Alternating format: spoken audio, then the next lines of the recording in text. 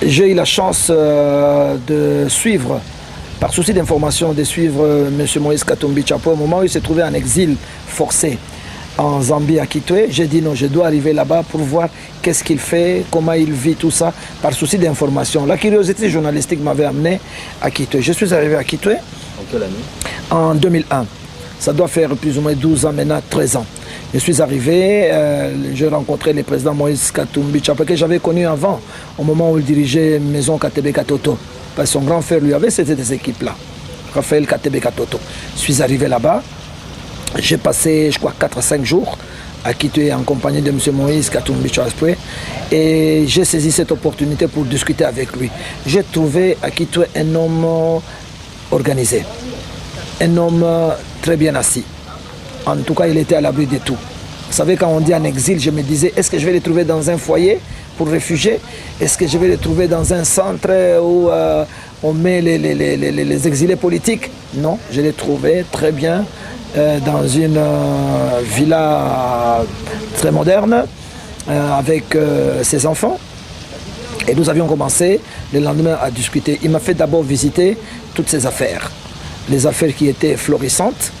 Déjà à l'époque, il y a 12 ans, 13 ans, j'ai visité la minoterie industrielle avec des moulins professionnels qui produisaient autant de sacs de farine par jour, de qualité. Ensuite, j'ai visité la poissonnerie industrielle qui produisait à peu près 1000 tonnes de poissons régulièrement. Et puis, ces poissons nourrissaient pratiquement toute l'Afrique australe et une bonne partie était envoyée en République démocratique du Congo.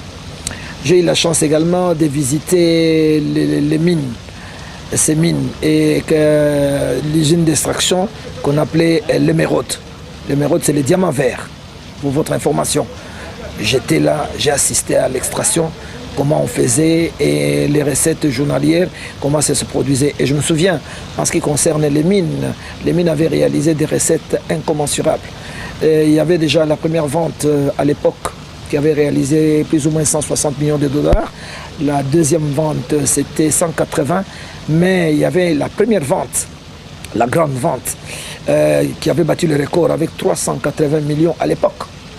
Et il avait son jet privé, déjà à l'époque, hein, donc il n'a pas eu l'avion maintenant quand il est dans Mazembe, non, bien avant.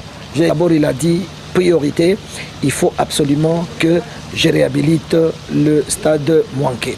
Il a dit, je le réhabilite, sinon je vais le reconstruire. Et après, il a dit que dans mes objectifs, Mazembe doit devenir l'un des grands clubs en Afrique, sinon les plus grands.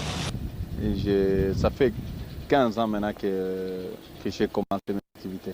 Pour le moment, je compte à peu près 1300 ouvriers. 1300 ouvriers Kabulo, mais ce que je paye chez mes ouvriers, ce que je paye chez Mazembe, ce qui me coûte trop cher chez Mazembe pour le moment. Vous savez, c'est très difficile de diriger Mazembe si on n'a pas le moyen. Donc on essaye de se débrouiller, vous aviez vu vous-même. Oui, nous exportons aussi chez nous au pays, nous faisons aussi les filets que nous exportons en Europe. Donc ça ne nourrit pas que le continent africain, ça nourrit aussi le continent européen. Nous avons 2 mines d'émeraude Kabulo et la mine jusque-là, ça va. Le phénomène Katumbi, comme actuellement démontré, ne date donc pas de 2007, encore moins de son bureau de gouverneur. L'histoire est infalsifiable.